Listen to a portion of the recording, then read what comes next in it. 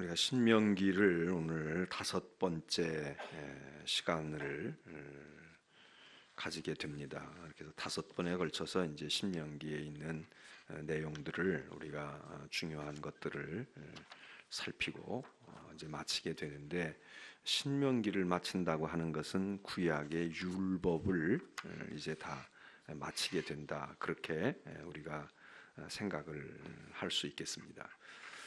우리 지난 수요일 날 29장까지 28장까지 말씀을 우리가 이제 다룬 건데, 지난번에 그 28장 신명기 28장의 말씀은 우리가 신명기 읽을 때에 많이 신명기에 익숙해져 있는 그런 말씀들이 이제 들어가 있는데, 거기 담겨져 있는데, 왜냐하면 이 복에 대한 말씀이 있기 때문에. 그래서 너희가 이렇게 하면 복을 받는데, 그 복을 성읍에서도 받고 들에서도 받고 들어와도 받고 나가도 받고, 뭐 이런 우리가 잘 알고 있는 성경의 말씀이 바로 신명기 28장에 나와 있기 때문이죠.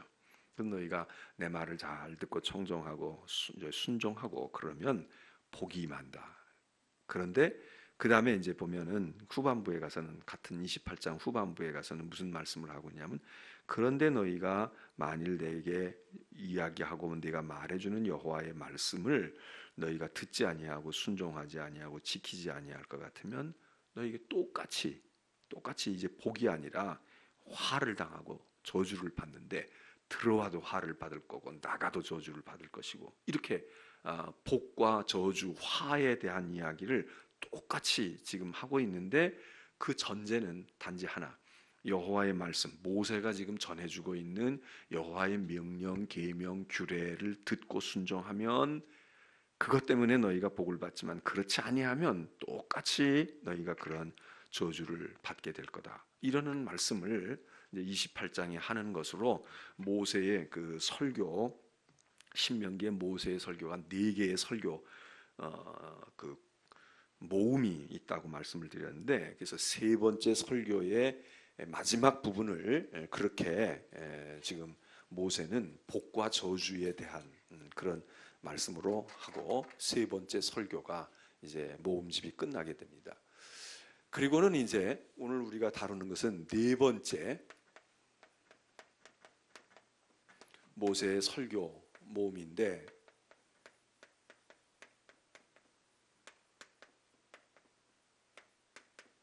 모음집이죠. 모음집이에요. 4번째 설교 모음집을 우리가 이제 보게 되는데, 이 4번째 설교에서도 역시 이제 모세는 이스라엘 백성들이 가나안에 들어가서, 너희가 이제 가나안에 들어가는 게 목적이긴 하지만 들어가기만 하면 되는 것이 아니기 때문에 너희가 들어가더라도 이런 것들을 유념하라.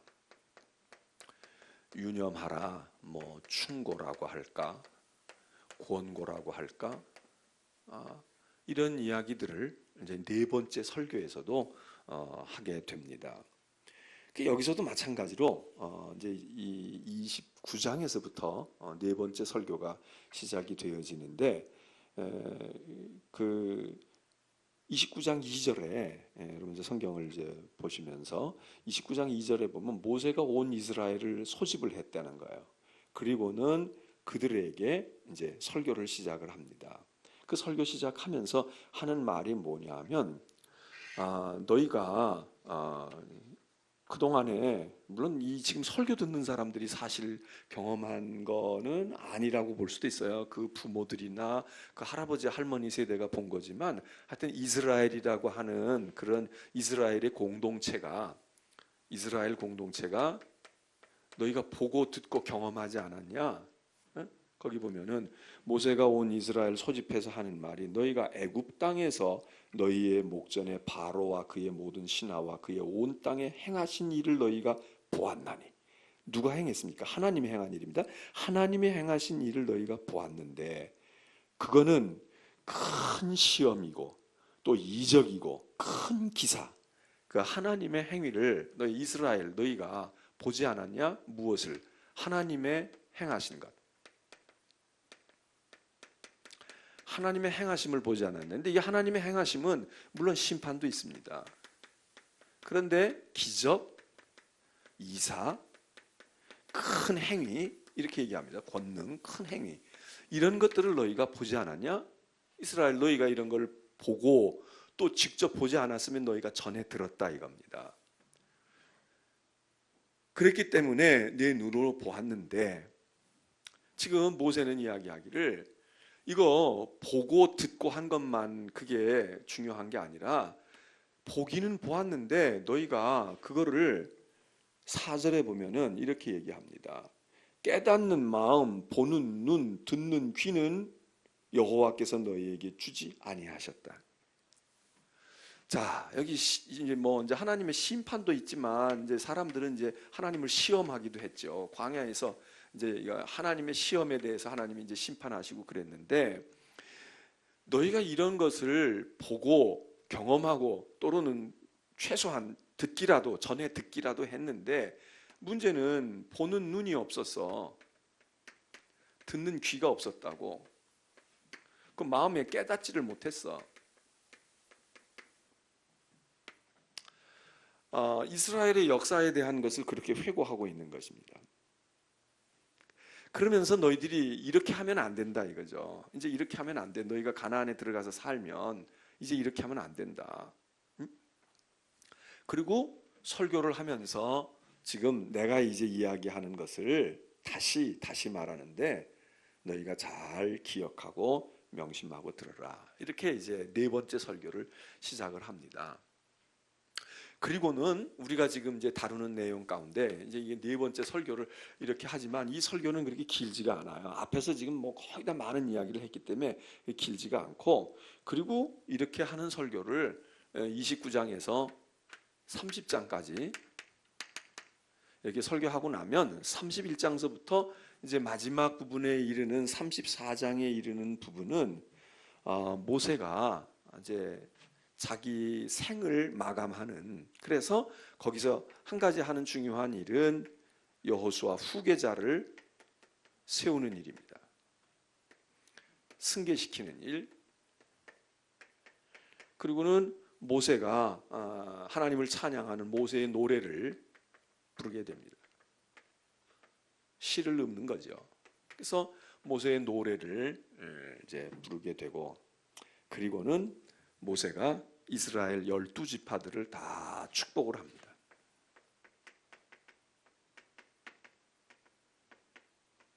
야곱도 자기 아들들을, 12아들들을 쭉 하나씩 이름으로 축복하잖아요. 모세가 12지파들을 다 축복을 하는 이야기가 성경에 이제 33장에 기록이 됩니다. 그리고는 마지막 신명기 34장에 들어가서는 모세가 죽는 이야기가 나와요. 모세의 죽음.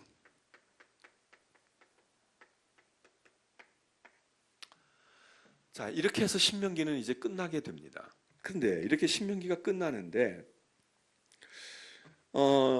이 신명기를 오늘은 이제 우리가 요 내용도 요 내용이지만, 요 내용도 뭐 우리가 잘 아는 대로 특별히 이 모세의 그 죽음 직전에 하나님께서 이제 모세에게 너 가나안에 들어가지는 못하고 너 한번 가나안을 한번 이렇게 쑥 보기는 해라. 그래서 이제 전망 좋은 데 가가지고 가나안 땅을, 멀리 있는 가나안 땅을 내다보고, 이제 모세가 죽는데, 모세가 죽을 때에 나이가 120세였지만 기력이 쇠하지 아니하고 눈이 흐리지 아니하고, 그가 다 아무 문제가, 죽을 병에 들어서 죽은 것이 아니라 정말 하나님이 그를 데려가시도록 그렇게, 그래서 그 할 일 다 하고 후계자 다 세워서 다 모든 것 이관시켜주고, 그리고 죽었다. 그리고 죽을 때에도 그 모세가 죽고 난 다음에 정말 모세의 죽음을 우리들이 부러워하는 것은, 모세는 죽을 때 골골하고 죽지 않았다는 거 아니에요. 그러니까 뭐 우리도 주변에 그런 분들 있지만 다 드실 거 드시고 일할 거 일하고 그러다가 가는 분들이 있는데, 모세도 이제 그렇게 해서 기력이 쇠하지 아니하고 뭐 병 걸려서 죽거나 그런 게 아니고 하나님께서 저를 데려가신 건데, 그렇게 하고 또 하나는 모세에게 있어서 하나는 그렇게 했는데 모세의 아무 흔적이 없다는 거예요. 지금 묘도 없다. 모세의 무덤이 없다 이거예요. 죽은 시신을 안장을 하고 묻고 이렇게 하고 할 그게 없이 그냥 사라져 버린 겁니다. 그러니까 모세는 뭐 깊은 산 속에 들어가 동굴 속에 자기가 들어가서 그냥 죽을 걸 알고 그러고 단식하고 그러다가 하나님 데려가셨나 몰라도 아무튼 사람들이 발견하지 못해서 오늘까지 모세의 무덤을 발견하지 못했다. 그러니까 살아있는 동안에는 아주 강력한 영향력을 미쳤지만 죽고 난 다음에는 모세는 딱 뭐 하나님이 그렇게 하신 일이지만 모세 자신이 그렇게 했다는 것보다는 하나님이 그 방법을 쓰신 거지만 모세를 그냥 싹 걷어 가셔가지고 모세를 그리워는 하지만 모세를 막 이렇게 모세 정말 모세가 계시면 얼마나 좋을까 이러고 그리워는 하지만 사람이 가서 뭘 어떻게 할 수가 없는 할 건덕지가 아무것도 없는 거예요. 이거는 사실은 신명기 전체 내용하고도 어떻게 보면 모세가 말로만 강조하는 것이 아니라 모세의 자기 거취, 자기 죽은 뒤에도 깨끗하게 된 건데 신명기의 이 설교의 핵심의 내용이 조금 이따가 말하겠지만 그게 뭡니까? 그게 하나님 잘 섬기라는 얘기거든. 결국은 하나님을 잘 섬겨라 그 얘기예요. 그리고 하나님만 섬겨라 그 얘기예요.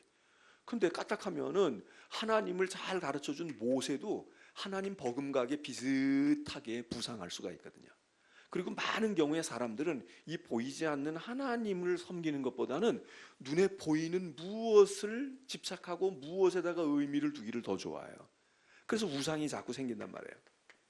꼭 무슨 다른 알라신이나 뭐 이런 걸 섬겨야만 우상이 아니라 하나님을 섬기는데도 하나님 다 교인이죠. 예수 믿고 다 그러고 있는데 하나님은 막연해 보이지가 않으니까 하나님보다 목사 더 의지하고 하나님보다 뭐 능력이 있다는 어떤 기도하는 사람이 그러니까 하나님께 기도하고 하나님이 은혜 주시는 것보다도 어떤 능력 있는 사람이 기도해 주면은 그 병도 나을 것 같고 뭣도 될 것 같이 이렇게 사람이 그렇게 된단 말이죠. 그러니까 누가 저 달을 보라고 이렇게 가르쳐준 손가락 끝에 있는 달을 봐야 되는데 달을 보지 않냐고 이 손을 보고 있다는 거 아니에요. 이 손이 뭔가 이 손이 가르치는 게 뭔가 이게 사람의 심리거든.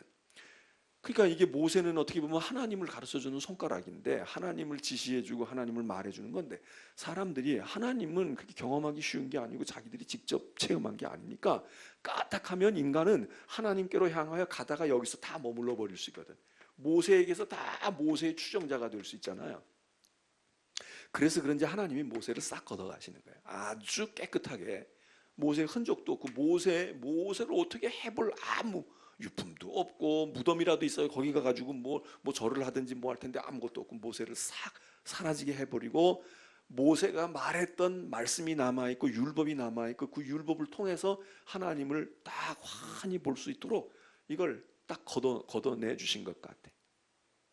참 모세라고 하는 사람은 살아있을 동안에 위대한 일도 했지만 뭐 우리는 죽어서 이름을 많이 남기고 오래 그 사람이 죽어도 살아있는 사람처럼 그렇게 한다 그러지만 모세도 살아있죠. 모세가 살아있지만 모세의 살아있음이 하나님께로 가는 데에 디딤돌이 아니라 이게 걸림돌 되기가 쉬운데 여기서 그냥 만족하는 거예요. 사람들이 하나님까지 보이지 않는 하나님 찾고 그런 것보다 모세 숭상하고 모세 추종하고 모세를 섬기는 데서 만끽하고 모세에게서 위안을 얻고 위로를 얻을 가능성이 많단 말이죠.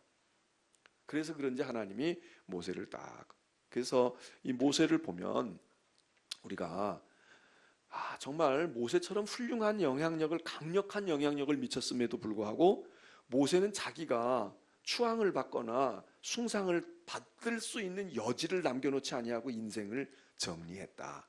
이 대개의 경우는 이 강력한 영향력을 가지고 있는 사람들 때문에 그 다음에 그 사람들의 영향력이 좋게 미치기도 하지만 그 다음에 뭐가 안 되거든. 그 다음에 계속 그 그늘에 가려가지고 강력한 그 그늘에 가려가지고 그 다음에 뭐가 되지를 않는 거예요. 근데 이 경우에는 지금 하나님께서 그래서 모세의 시대를 출애굽과 광야로 끝내고 가나안에 들어갔을 때 여호수아를 중심으로 하게 하시는데 이제 그런 이야기가 이 신명기의 마지막에 나와 있습니다.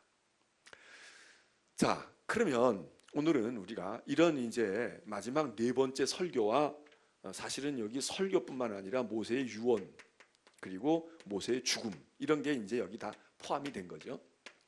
포함이 된 건데, 그러면 오늘은 우리가 신명기를 다시 한번 우리가 4번에 걸쳐서 말씀을 드렸을 때 다 얘기한 거지만 다시 한번, 그러면 신명기라고 하는 이 전체 이제 율법서를 우리가 지금 이제 끝나가는 거니까 성경의 구약의 가장 중요한 부분인 모세 오경인 율법이 지금 이제 오늘 신명기를 끝난단 말이죠. 그러면 신명기를 우리가 끝나면서 다시 한번 좀 정리할 때 신명기 속에서 우리가 한 3가지 좀 중요한 것을 오늘 이야기를 나누고 마치면 좋겠는데, 첫째로 신명기에서 이렇게 많이 모세의 설교가 네 모음집까지 있으면서 이렇게 설교를 많이 한 모세의 설교의 가장 중요한 핵심은 뭘까? 그거는 뭐 말할 것도 없이 하나님을 사랑하라는 겁니다. 하나님을 사랑하라. 이게 모세 설교에, 이게 여기 이제 유일신 사상도 있고 하나님 경외 사상도 있고 있는데, 하나님을 사랑해라. 이게 이제 예수님도 복음서에서 이 지금 신명기에 있는 이 얘기를 그대로 인용하시잖아요. 첫째 계명은, 야, 모든 계명의 가장 큰 강령의 가장 큰 첫째는 하나님 사랑하는 거야. 하나님 사랑하기 위해서 뭐 예배도 하고 뭐 이래야 되는데, 그래서 하나님을 사랑하는데 어떻게 하느냐? 너 마음을 다하고 성품 다하고 뜻을 다하고 또 어떤 때는 여기 이제 목숨을 다하고 힘을 다하고 뭐 이렇게 얘기도 하지만, 그래서 마음과 뜻과 성품을 다 해서 최선을 다해서 너희 하나님을 사랑해. 하나님을 뭐 사랑한다는데 적당히 그저 그냥 하는 둥 마는 둥 이러면서도 하나님 사랑한다고 할 수 있냐? 너희가 정말 있는 힘을, 네 모든 정성과 재능과 모든 걸 다 기울여서 가장 최선의 것으로 하나님을 사랑해라. 이 얘기를 신명기에서 많이 얘기하는 겁니다. 하나님을 사랑해라. 하나님을 사랑해라. 이거를 계속 거듭하잖아요. 그래서 그 결과로 하나님을 사랑하면, 이제 사랑한다는 게 여러 가지가 있지만 순종하는 거죠. 하나님 순종하면 너희가 복을 받아. 만일 너희가 하나님을 사랑하지 않아, 그래서 하나님 말을 듣지 않아, 그러면 너희가 화를 당하지. 너희 가나안에 들어간다고 해서 이게 되는 게 아니야. 이제 이 얘기를 신명기에서 강하게 하는 겁니다. 그럼 왜 하나님을 사랑하라고 했을까? 왜 하나님을 사랑하라고 했을까? 그때 우리는 뭐 서슴없이 당연히 하나님 사랑해야지. 왜 하나님을 사랑합니까? 하나님을 사랑해야 되는 이유는 하나님이 구원의 하나님이잖아요. 애굽에서부터 종살이 되어 종의 노예로 되어 있었던 이스라엘을 해방시키시고 자유를 주시고, 그리고 당신의 민족으로 삼으신 하나님의 은혜인데, 은혜 가운데도 구원이죠. 하나님이 우리를 구원하셨다. 구원자가 되시는 하나님의 은혜. 그래서 이것 때문에 하나님을 사랑하는 겁니다. 은혜를 입었으니까 구원에, 우리 지금도 마찬가지잖아요. 우리가 구원을 받았다. 이게 중요한 겁니다.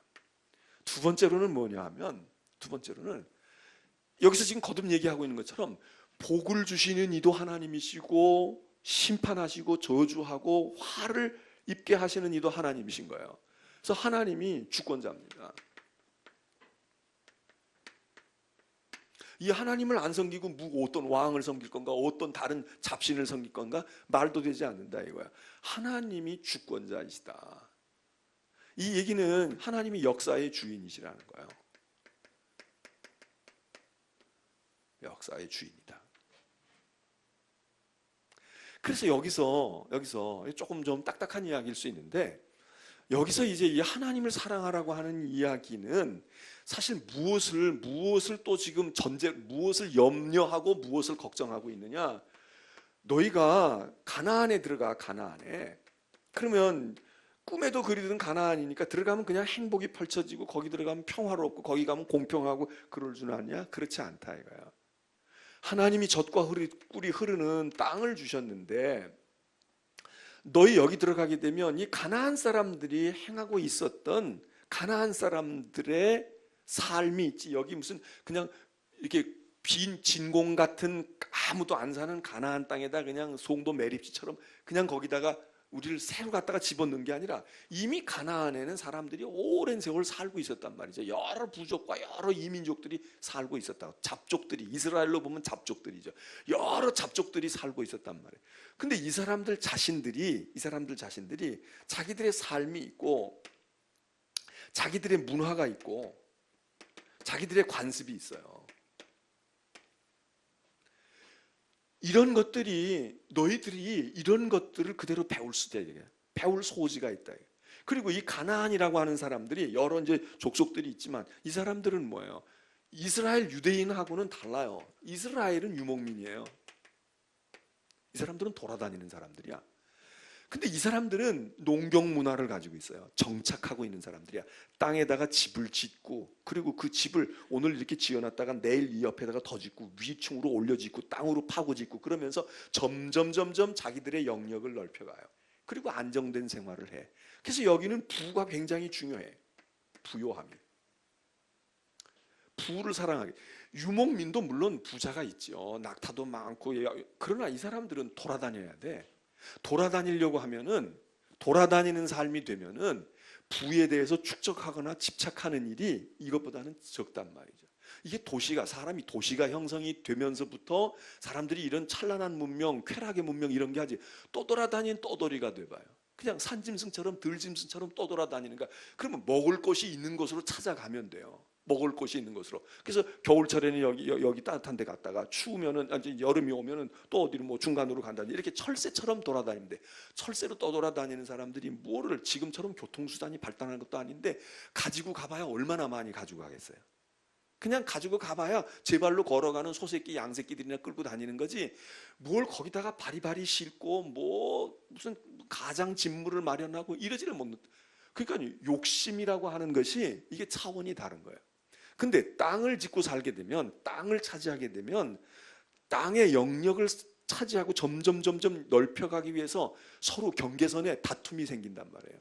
그리고 그 땅에다가 저장할 수 있어. 쌓아둘 수 있고 뭘 치장할 수 있고 집도 자꾸 뭘 꾸밀 수 있어. 지금 우리가 집이 넓으니까 그렇지, 옛날같이 만일에 단칸방에 산다고 생각을 해봐요. 우리 식구 들어가서 6, 7 식구 들어가서 잠잘 데도 없는데 설사 거기 말이지 냉장고 있고 세탁기 있는다고 해가지고 거기다가 어떻게 집어넣겠습니까? 아예 생각도 안 하고 그냥 발 뻗고 들어가서 잠만 자면 되는 거야. 그런 집만 있어도 되는 거예요. 근데 그런 집을 가지기 시작하면 그 다음에 그 집을 그냥 두지를 않잖아요. 자꾸 늘린다고.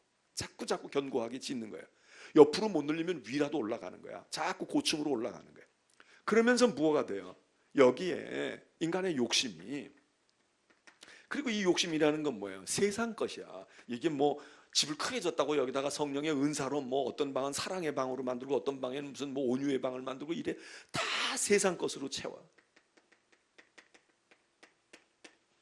가나안에 들어갈 때 이스라엘 백성들이 말이에요. 자기들은 뭐 이제 젓가락거리 흔다고 생각하지만은 너 들어가서 살 때에 하나님을 사랑해야 되는 거야. 그래야지 너희가 그 땅의 문화, 거기 땅에 있는 거 이방인들 얼마나 화려해요. 그 사람들은 신전도 화려하게 짓잖아. 그리고 모든 신들이 다 다산, 그리고 농경의 풍성함, 전부 이런 거예요. 풍요, 풍성, 애들 낳아도 많이 낳고, 그리고 쾌락도 막 절정으로 추구하는, 그래서 성적인 것이 종교에 같이 다 들어와 있고, 이러는 것들이 들어오면서 화려함, 풍요함, 이런 것들이 삶의 본질로 자꾸 파고 들어온단 말이에요. 그래서 하나님을 사랑해야지. 너희가 하나님을 사랑해야지. 이런 거 사랑하면 안 돼. 세상 사랑하면 안 된다고. 돈 사랑하고 그러면 안 돼. 이제 이런 의미에서 너희가 하나님을 사랑하는데, 이거는 뭐냐? 이건 어떻게 보게 되면, 이건 세상이라고 볼 수도 있지만, 이 세상이라고 하는 것은 이 땅이라고 하는 게 공간이잖아요. 공간. 우리의 영역이란 말이에요. 그래서 이 공간 속에서 뭘 자꾸 채우는 거야. 여기서 오래 있으려고 그러고, 여기서 커지려고 그러고, 여기서 많이 가지려고.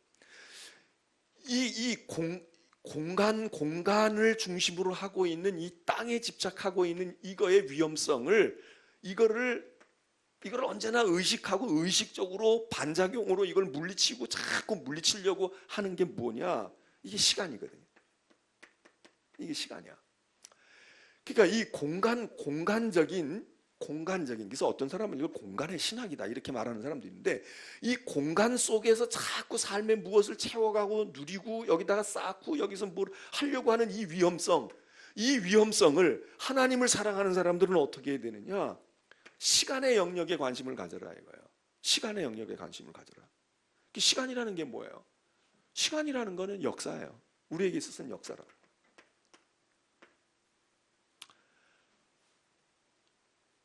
그래서 신명기에서 얘기하는 것이 무언가 하면, 이 시간은 현재, 과거, 미래 아니에요.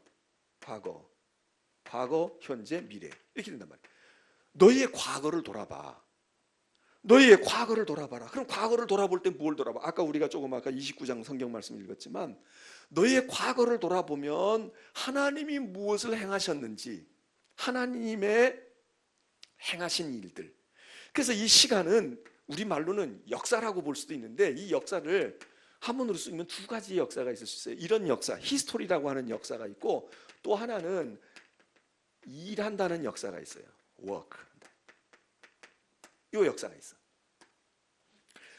너희는 땅에 관심을 가져서 땅을 채우고 땅에 있는 것을 배우고 땅의 것으로 너희가 젖과 꿀이 흐르는 땅에서 무엇을 하려고 하지 말고, 너희는 역사의 주인이신, 이 시간의 주인이신 하나님을 섬겨야 되는 거야. 하나님을 사랑해야 돼. 그리고 이 하나님의 역사에 관심을 가져. 하나님이 행하셨던 현재, 과거, 미래 속에서 하나님이 일하셨던 일들, 그거는 하나님의 기적일 수도 있고 하나님의 능력일 수도 있고 하나님의 구원일 수도 있고 많은 것들이 있는데, 이 하나님의 일하심, 이 일하심을 우리는 한마디로 이걸 구원이라고 말하는 거죠. 하나님이 너희를 구원하신 구원의 하나님의 행위에 관심을 가져. 그리고 이 시간을 의식하는 사람은 뭐냐면 인간이 유한하다는 걸 알잖아요. 영원하지 않아, 유한해. 그러니까 자연히 이것을 타게 하는 방법은 자꾸 쌓고 여기다가 뭘 두고 여기다가 뭘 새겨놓고 내 업적을 기리고 그렇게 해서 이 문제가 채워지는 게 아니고, 여기 있는 너희는 너희의 인간의 유한함을 알고 영원을 사모하는 거죠. 영원을 사모하는 거예요. 그래서 이 시간은 말이죠, 이 시간은 우리 기독교에서는 영원이라고 하는 것으로 이 시간은 우리에게 그 영역을 열어줌과 동시에 우리가 지금 살고 있는 이 시간, 우리의 이 시간 영역이 종말을 고한다는 거. 다시 말해 유한한 거죠. 이 종말을, 이거를 언제나 의식하는 거예요. 종말 의식을 가지고 사는 거야. 그런데 이 땅에 집착하는 사람들은 이걸 머릿속으로는 생각하지만 이걸 자꾸 망각해요. 그래서 여기서 오래 살 것 같아. 여기서 영원히, 내가 집 지어놓으면 그 집에서 영원히 살 것 같고 내가 가지고 있는 것을 영원히 누리고 먹을 것 같아. 그런데 이게 대단히 위험한 거라 이거. 그래서 하나님을 사랑하는 사람들은 이 공간을 채우려고 하는 게 아니라 시간을 의식하고 사는 사람들인데, 시간의 영역을 의식하고 이 시간이 하나님이 주인 되실 뿐만 아니라 이 시간 속에 생각할 때 우리는 유한한 존재다. 그러면 우리는 영원을 바라다보고 이 문제의 해결의 답은 영원으로 가는 거지, 시간을 줄줄 늘려가지고 뭐 100년 살고 200년 살고 300년 사는 데서 해답이 오는 게 아니에요. 그건 똑같이 시간을 지금 공간화하는 작업을 우리가 하는 거지 지금. 그래서 하나님을 너희가 사랑해. 하나님을 사랑하라고. 여기 너희가 가나안 땅에 들어가 절대로 거기 있는 것들 그거 흉내내거나 거기 있는 거 따라가고 그러지 말고 너희는 너희식으로 사는 거야. 너희는 뭐야? 너희는 신약으로 이야기할 것 같으면 너희는 종말을 알아야 돼. 시간 속에서 일하시는 하나님, 시간의 주인이 되시는 하나님, 역사의 주인이신 하나님, 너희가 이거 섬겨라. 그래서 하나님을 사랑하라는 거야.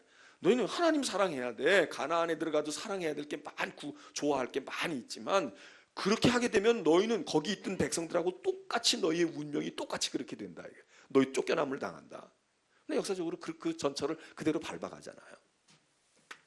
두 번째로는 신명기에서 많이 이야기하는 건 뭐예요? 그래서 이제 이 하나님을 사랑하는 건 이건 이제 순수하게 종교죠. 종교야. 신앙이야. 그리고 이게 신앙의 의식들이 많아요. 절기, 리추얼이라고 하는 거.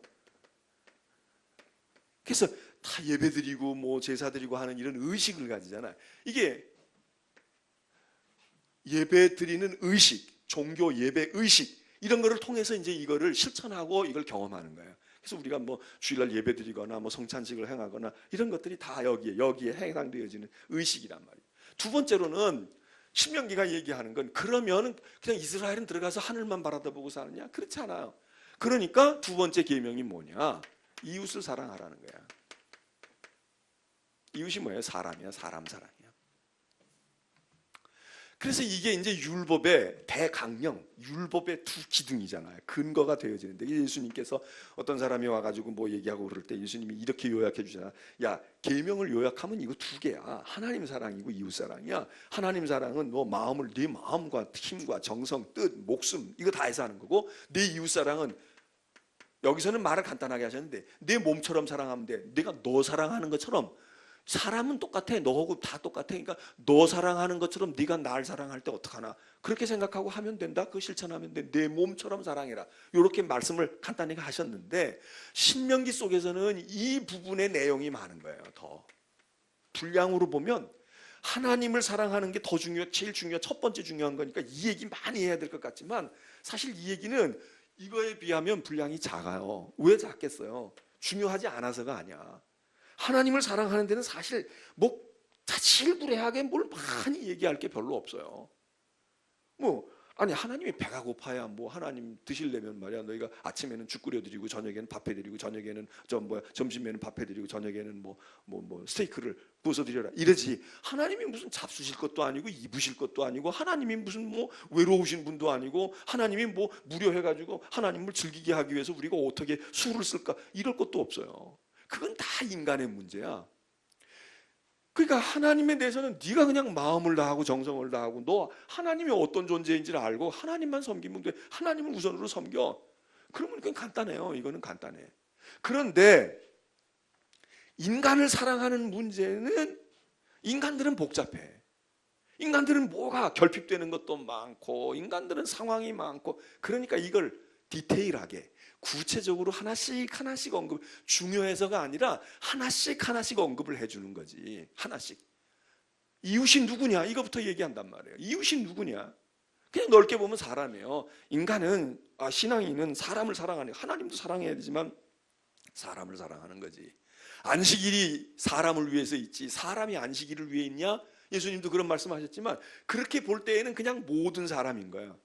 그런데 이 신명기에서 사람을 사랑하는 중에도 신명기의 관심은 더 많은 관심은 사람 중에도 어떤 사람이냐 이거 어떤 사람. 뭐 내 자식을 사랑해라, 내 친족을 사랑해라, 가까이 사랑해라 이런 얘기도 있지만 신명기에서 더 많이 구체적으로 언급하고 있는 건 이 이웃에 대한 사랑이에요. 그리고 이웃도 누구냐? 내 옆집 사람? 또 뭐 나보다 더 권위 있고 힘이 있는 사람이 아니라 약자예요, 약자. 약자의 대표적인 게 뭐예요? 과부야. 어린아이예요. 그리고 가난한 자야. 그리고 아무것도 소유가 없어서 떠돌아다니는 나그네야. 자, 이런 유형의 사람들이에요. 여기에 이제 때로는 이방인도 포함이 돼. 이 이방인은 종교적으로는 용납하기, 이 이방인을 종교적으로 수용할 수는 없지만 종교적인 문제가 아닌 다음에는 이 이방인들에게도 배려하는 것이, 이 배려하는 것이 신명기에 상당히 많은 배려를 해요. 그래서 이런 약자들, 소외된 사람들, 약자들, 이게 요즘에 우리들이 얘기하는 거 아니냐고요. 요즘에 선진 국가들이 많이 관심을 가지는 게 이거 아니냐고. 우리나라도 여태껏 밥 먹고 살기 힘들고 어려울 때는 뭐 그냥 먹고 사는 거 그냥 그거 했는데 이제 조금 뭐 좀 배 좀 부르고 뭐 좀 여유가 생기고 하니까 자꾸 무슨 관심을 가져요. 사회적인 약자들, 소외자들, 소수자들 여기에 관심을 가지고 배려하고 무슨 갑이니 을이니 얘기하고 말해요. 뭐 어떻게 되고 이게 왜냐하면 이게 사회가 점점 발전하고 수준 있는 사회로 갈수록 이렇게 되잖아. 근데 신명기는 벌써 수천 년 전에 이 얘기를 말하고 있는 거예요. 이웃을 사랑해라. 그 얘기는 사람이니까 사람이 사람을 사랑해야지 개는 사랑하면서 사람 사랑하지 않냐 이런 정도의 얘기가 아니라 내 이웃이 누구냐. 예수님께서 비유 말씀하시면서 선한 사마리아 사람 이야기를 하실 때 이웃이 누구냐 그럴 때에 선한 사마리아 사람의 이야기를 하시잖아요. 강도 만난 자의 이웃이 이웃이지 옆에 있다고 강도가 이웃이에요? 강도는 이웃이 아니야.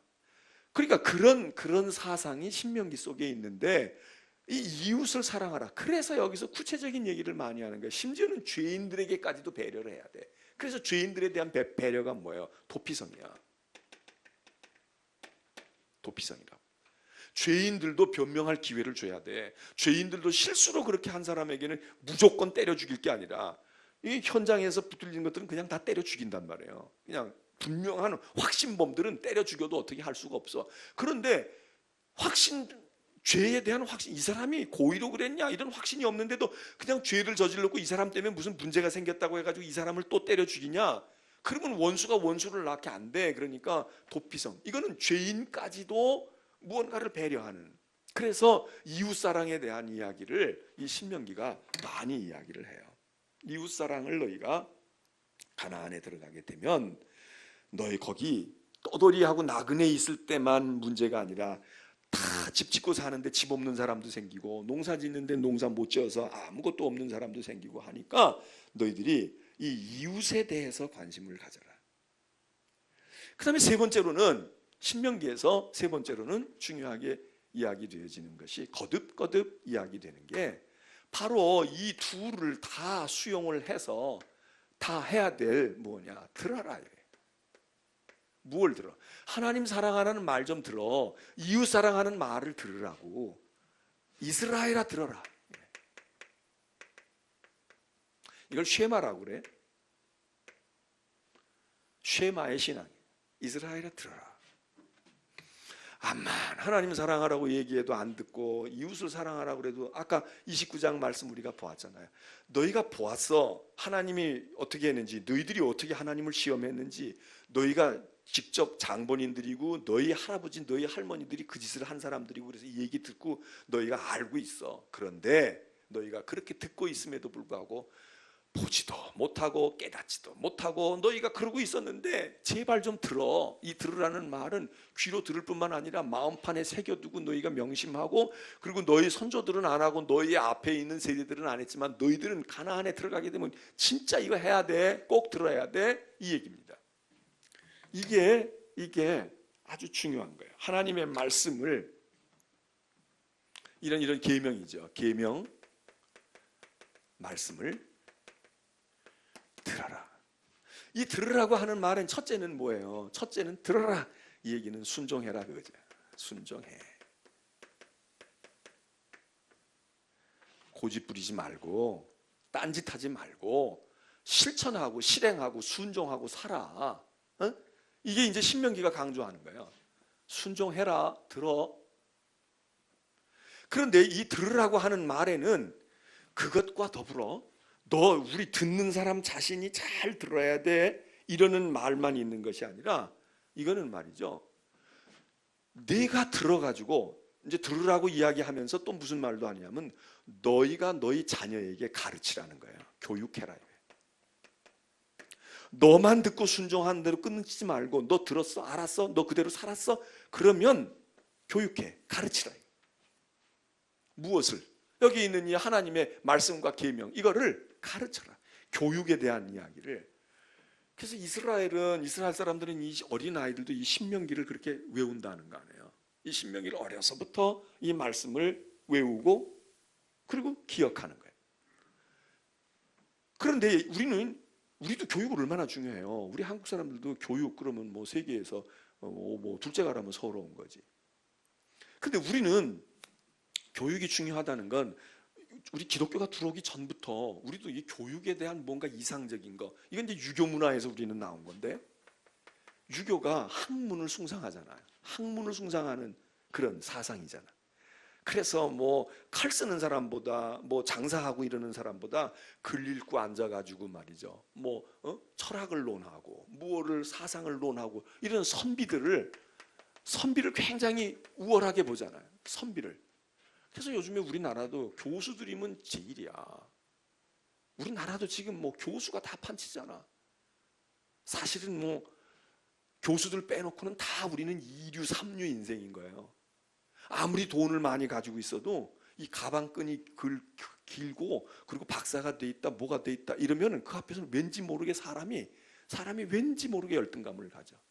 그리고 우리나라는 특별히 그 1륜이 2륜이 뭐 지금 학교가 이렇게 평준화 됐다고 그러지만 지금도 무슨 자립형 사립권이 무슨 외고 특목권이 이래가지고, 그리고 학교도 다 서열화돼 있어가지고 1등 학교, 2등 학교, 3등 학교 이렇게 머릿속에 누가 안 가르쳐줘도 이게 확 베끼고, 이게 한번 이 라벨이 여기 딱 붙으면 이게 붙으면 일생 자기 인생을 여기다가 하는 거예요. 이게 참 우리 사회에 왜 행복이 없냐? 우리는 이렇게 지금 OECD 국가 중에 3만 불 지금 뭐가 돼가고 막 이러는데도 뭐 수출입 규모, 경제 규모로는 세계 10위권을 뭐 어떻게 하고 수출은 뭐 6위권이니 5위권이 이러고 있어도 왜 행복이 없냐? 그럴 때 우리가 워낙 욕심도 많고 우리가 그냥 뭐가 좀 이루려고 하는 성취욕도 강하고 웬만한 거는 우리가 아주 최고만 바라다 보고 거기다 잣대를 대서 이게 결국 우리를 이만큼 발전도 시켰지만 그러니까 항상 만족이 없죠. 만족이 없는 거야. 그런데 그 근거는 말이지 이 교육에 대한 것이 이스라엘도 교육이 강하고 우리도 교육이 강한데 이게 조금 다르단 말이에요. 이스라엘의 교육은 그렇지가 않았어. 근데 우리는 이거야. 그래서 학교 졸업하고 나면 이게 내가 돈을 벌든 국회의원이 됐든 뭐가 됐든 일생을 내 죽을 때까지 이거야. 이거 벗어나고 싶은 거야. 그러니까 애들이 막 재수, 삼수, 사수라도 해서라도 꼭 최고의 학부라고 생각하는 이 학교를 나와야 뭐 동기간도 무슨 선후배도 있고 뭐 이것도 있지만 일단 본인 스스로가 이게 위안이 되는 거야. 거기 나왔다고 뭐 사실은 깡통인데 아무것도 아는 것도 없고 50년 전 40년 전에 배운 거 가지고 뭐 지금 10년마다 바뀌고 5년마다 바뀌는데 뭐 거기 나왔다고 뭐가 대단한 것도 아닌데 그런데 왠지 모르게 사람들이 말해요. 그거예요. 그러니까 지금도 우리가 뭘 좋아해요? 교수를 좋아하는 거야. 교수를 좋아하는 거야. 그러니까는 무슨 뭐 정치에도 교수가 들어가고 방송에도 교수가 들어가고 의사가 돼도 교수래요. 의사가 아니 교수 아니더라. 임상을 많이 하고 환자를 정말 많이 진료하고 그 사람이 교수가 되면 몰라. 근데 교수라고 해가지고 환자를 잘 돌보느냐? 꼭 그렇지도 않거든. 아니 정치도 정치를 전공으로 했거나 정치에 닳고 다른 사람들도 있지만 교수하다가 어느 날 딱 교수하는 사람은 다 할 수 있는 거야. 여러분들이 우리나라에서 뭘 하려고 그러면 애들을 교수를 만들어야 돼. 하여튼 뭐 전공이 뭐든 뭐가 됐든 간에 교수를 만들면 걔네들은 우리 사회에서는 다 통하게 돼 있어. 군대 가도 통하고 회사 가도 통하고 어디 가도 통하는 거야. 박사만 가지고도 박사가 이제는 옛날에 박사가 적을 땐 있지만 지금은 박사가 뭐 그냥 농담으로 그냥 길에 널린 게 박사라고 그러니까 박사만 가지고도 별로 힘을 못 써. 교수가 돼야 된다. 교수가 돼야. 우리 사회에서는 이게 교육을 중요시 여겨서인데 근데 보세요. 그러니까 우리는 교육을 자꾸 전문가에다가 맡기려고 그러잖아. 그래서 이거 학교 좋은데 왜 가요? 그것 때문에 그런 거야. 교육자를 받게 하려고. 최고 학교 보내려고 그런 거야. 인류 학교. 우리나라에서 삼류대학을 나와가지고 미국 가가지고 박사학위 해가지고 와도 그 사람은 박사를 보기 전에 그 사람 출신 대학교가 어디였느냐 이게 더 눈에 보인다니까. 이게 얼마나 어리석은 거예요. 이게 얼마나 바보 같은 짓이냐고. 근데 그렇게 보는 거야. 에이 저 사람은 뭐 지방대학 나왔나 봐. 그리고 미국 가가지고 어떻게 해가지고 못했나 봐. 이러지. 학교에다가 교육을 맡겨요. 학교 선생님들 학교가 교육해준다고 생각하는 거야. 아니면 이 최고 학교 가기 위해서 학원 찾잖아. 지금 좋은 학원 찾으려고 학군 찾아가지고 좋은 동네 가서 하려고. 그래서 이렇게 맡겨요. 이게 우리 신앙생활 하는데도 신앙의 교육을 어디서 시켜요? 학원에 시키지 않잖아. 교회가 시키잖아. 그러니까 좋은 교육을 하는 교회가 어디냐 이거 찾는 거야. 그래서 뭐 거기 뭐 중등부 선생 교수 뭐 목사가 있냐 뭐 청년 부흥시키는 목사가 있냐 뭐가 있냐 이러면 거기 가면 이제 우리 아이가 신앙이 제대로 올 것 같은 거야. 신앙이 어느 정도는 맞아요. 어느 정도는 맞다고. 그러니까 우리는 뭐든지 남에게 의존을 해요. 그리고 우리는 뭐 하는 거야? 그거 보내기 위해서 돈 버는 거야. 부모는 돈 벌어. 왜? 돈이 있어야 학교도 보내고 돈이 있어야 학원도 보내고 유학도 보내니까. 그러니까 부모는 죽어라고 돈 벌어. 왜냐면 부모는 돈 버는 기계야. 그래서 돈만 벌어다 놓고 아이는 좋은 데를 찾아가지고 맡기면 거기서 잘 되는 줄 알아요. 신앙까지도 그런 줄 알아. 그래서 뭐 교회 학교 시스템이 어떠냐. 반은 맞지만은 미안한 얘기지만 그거보다 더 중요한 걸 잊어버리고 있어요. 여기 성경이 쉐마가 뭐라고 이야기해요? 너희는 너희의 자녀를 가르치라. 이거 너희가 가르치라 이게. 누가? 부모가. 어디에서? 가정에서. 최고의 학교야. 가정이 최고의 학교고 부모가 최고의 교수고 최고의 선생이야. 엄마의 품이 최고의 학교라는 거 아니야. 엄마의 품이. 근데 우리는 나는 배운 게 없으니까 그리고 나보다 더 잘 전문가에게 맡겨서 그래서 학교도 전문가, 운동도 전문가, 뭐든지 전문가에게 다 맡기는 거야. 그래서 전문인이 나와. 근데 전문인이 나오면은 뭐 해요? 진짜 중요한 걸 못 배우고 있는데. 그래서 옛날에 우리가 집안을 본다는 게 무슨 양반이냐 상놈이냐 이것도 그렇지만 이거야 이거. 그 집에서 어떤 가정에서 어떻게 교육을 받고 어떻게 인품과 인성을 가지고 왔느냐 이게 중요한 거예요. 이스라엘은 여기 이야기해요. 야 좋은 학교 보내. 너희 공부 잘해가지고 열심히 해가지고 두 잡 세 잡 돼가지고서는 뒷바라지에서 유학 보내 이렇게 말하지 아니하고 네가 하나님의 말씀을 순종해. 네가 하나님의 말씀을 알고 듣고 이해하고 그리고 네가 경험해. 하나님의 은혜를 받고 네가 하나님의 말씀에 순종해서 본을 보여. 네 마음속에 경험된 하나님의 말씀이 있잖아. 네 자식에게 그걸 가르쳐줘라. 신앙도 교회가 안 해요. 뭐 와가지고 유치부가 어떻게 하는지 유아부가 어떻게 하는지 그거 안 하는 것보다는 낫지만 더 중요한 건 거기 가서 유치부 유아부에서 잘하는 선생님이나 부장님을 보면 아 내가 이렇게 해야 되겠구나 이렇게 하는 게 중요한 거지. 여기다가 맡기면 돼. 그거 일주일에 한 번 가가지고 한두 시간 애가 있다고 무슨 신앙이 얼마나 영향을 받겠어요. 집에서 딴짓하고 있는데 부모 엄마 아빠는 얼굴도 볼 수가 없고 또 봐도 맨날 딴 얘기만 하고 있는데 교회에서 왜 신앙을 안 가르쳐 주냐. 웃기는 얘기예요. 왜냐하면 성경은 신명기에서 얘기해요. 네가 가르치라는 게 네가 가르쳐. 그래서 교회는 유대인들도 이랬지만 그래서 교회는 교회 2000년 역사 가운데서 교육에 관심이 많았어요. 교육에 관심이 많은 거야. 가르치는 거예요. 그래서 주일 학교가 생기잖아. 18세기에 주일 학교가 생겨요. 그래서 우리 한국 사회도 이만큼 온 데에는 뭐 이러니 저러니 얘기하지만은 교회를 통해서 교육받고 신문화와 종교적인 신앙의 교육뿐만 아니라 사회의 교육도 교회를 통해서 많이 받은 거야. 교회를 통해서 세상을 보는 눈이 열리고 사람들도 접촉하게 되고 이러는 사람들이 지금껏 우리 사회에 영향을 많이 미쳤어요. 근데 이제 요즘의 젊은 세대들은 교회에서 자라난 세대가 아니더라도 많은 영향을 받을 수 있었어. 근데 우리 나이 또래만 해도 어디 교회보다 더 광범위하게 더 활발하게 그렇게 경험을 할 수 있는 데가 많지 않았다고.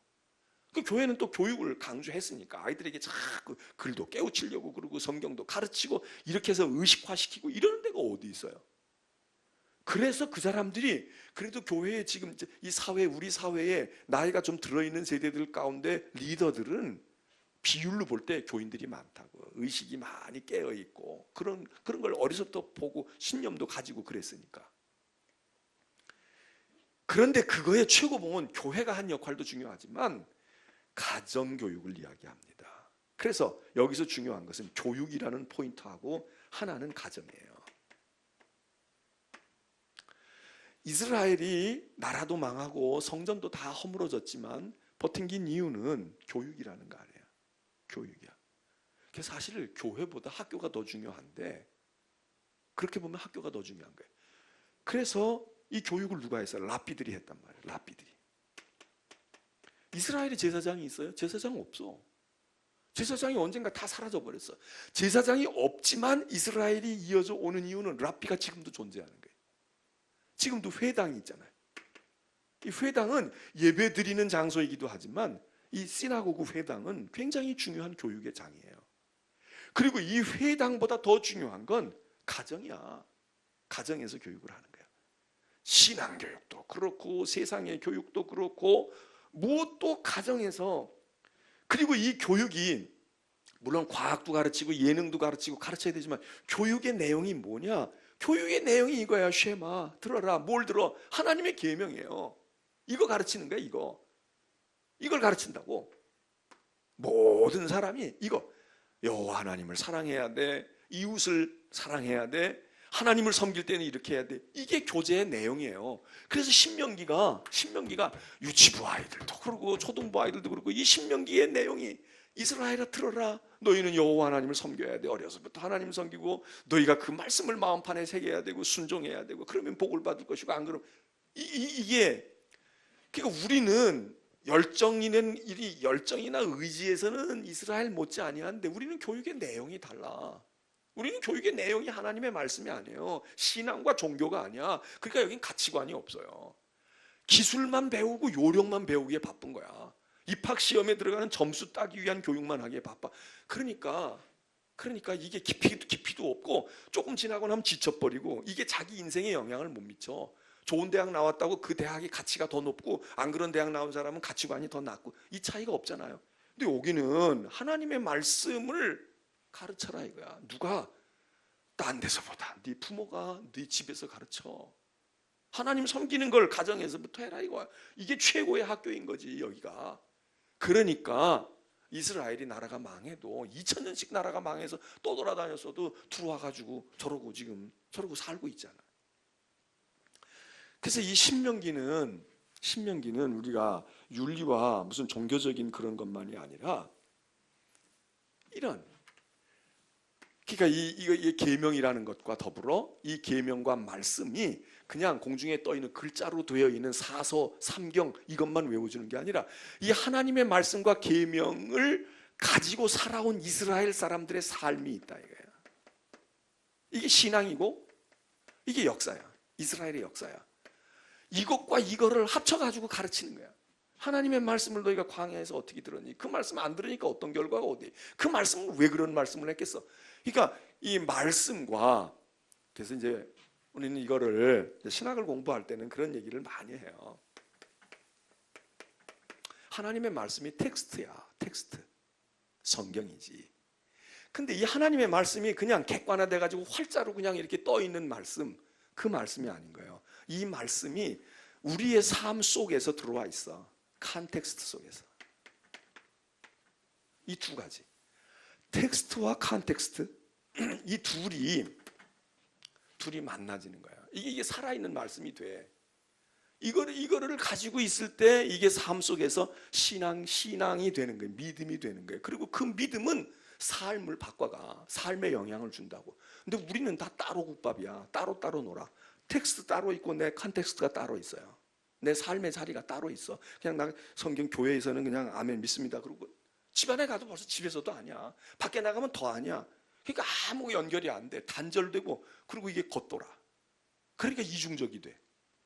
근데 여기는 그게 아닌 거예요. 집에 들어가도 성경이 문에서부터 물선주에 써 붙여놓고 미간에다가 양미간에다가 그렇게 하고 밥 먹을 때 밥상머리에 앉아가지고 기도하고 고백하고 외우고 이러고 하니까, 어려서부터 그렇게 하니까 이게 신앙인 건지 학교인 건지 이게 사회생활인지 이게 회당 안에 있는 건지 이게 구분이 안 될 정도로 혼연일체가 되잖아요. 그래서 신명기는 이거를 계속 강조하는 거야.